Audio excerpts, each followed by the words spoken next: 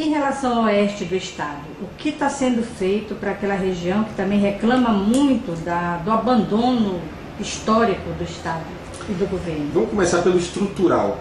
Diria 3 coisas. Primeiro, Juruti embarcou seu primeiro carregamento de bauxita. Isso é histórico.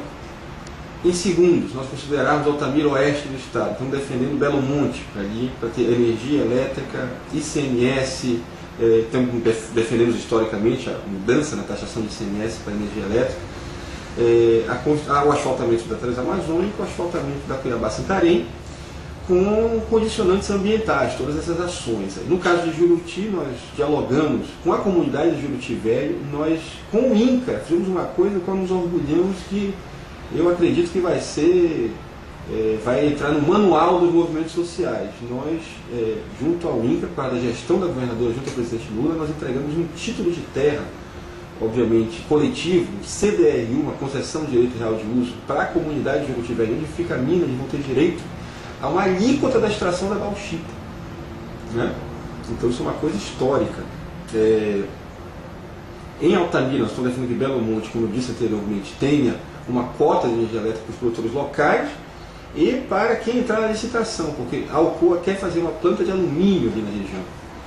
O asfaltamento da BR-163 foi precedido por um plano de mitigação dos impactos e, ao mesmo tempo, pela aprovação do zoneamento econômico-ecológico aqui na Assembleia Legislativa, pendente a aprovação do Conselho Nacional de Sanção, na realidade, do presidente Lula.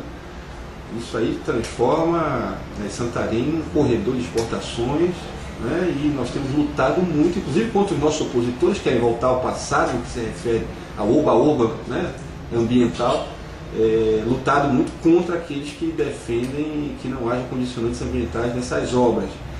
A Universidade Federal do Oeste do Pará, que vai garantir 800 novos servidores, 500 doutores para Santarém, e para Juruti, para Óbidos, por Oriximiná, para Itaituba, e além das obras viárias intermunicipais, que não são BR, né, como, enfim, obras na Caia Norte, obras entre Santarém e Mogi dos Campos, nosso compromisso de fazer a Trânsito do Guará. Enfim, ações que ao mesmo tempo trazem a produção para a legalidade, desenvolvem a região, integram ao Brasil e ao mesmo tempo desenvolvem do ponto de vista do conhecimento, que é aquilo que interessa. O balanço que o senhor faz é positivo, então por que isso não se traduz nas pesquisas de opinião pública? Depende das pesquisas que você estiver vendo, né? Você sabe que o governo, nas nossas pesquisas, o governo passou por um momento muito difícil. Com esse inverno, com a crise financeira, e está em amplo processo de recuperação. À medida em que as obras são mais vistas, à medida em que a comunicação melhora, que nós falamos mais, né? Essa entrevista é um exemplo disso. Eu acho que, à medida em que a animosidade da imprensa, que você sabe muitas das vezes o que a motiva diminui, e à medida em que nós criamos um palanque estável para a Ana Júlia, para a governadora Ana Júlia, a tendência é de franca recuperação. Nós temos muita coisa para mostrar, temos que falar o que nós estamos fazendo, porque durante 2 anos e meio a governadora foi alvo de ataques incessantes, de desconstrução da sua imagem, né? Da tentativa de caricaturizá-la por parte dos opositores. Então é contra isso que todos os militantes de esquerda, toda a sociedade civil organizada, democrática, tem que se insurgir, porque o problema aqui não é só a continuidade do governo da Ana Júlia, é a possibilidade de afirmação com a governadora Ana Júlia ou não de um projeto democrático para o futuro, que o Estado não seja entregue a contraventores, a inimigos do meio ambiente, a inimigos dos direitos humanos, ou aqueles que pregam uma volta ao passado no campo do meio ambiente. Mas o Estado é um grande violador de direitos humanos. Isso acontece aqui no governo? No governo, não. Se você está falando do Estado, eu diria que sim, ainda sim, mas no governo, não. Nós fazemos um esforço muito grande de vigilância permanente do Estado, da violência estatal, né, por parte de funcionários, por parte da ação da polícia, né, para que essa história vire passado. Eu acredito que nós avançamos, precisamos avançar ainda mais.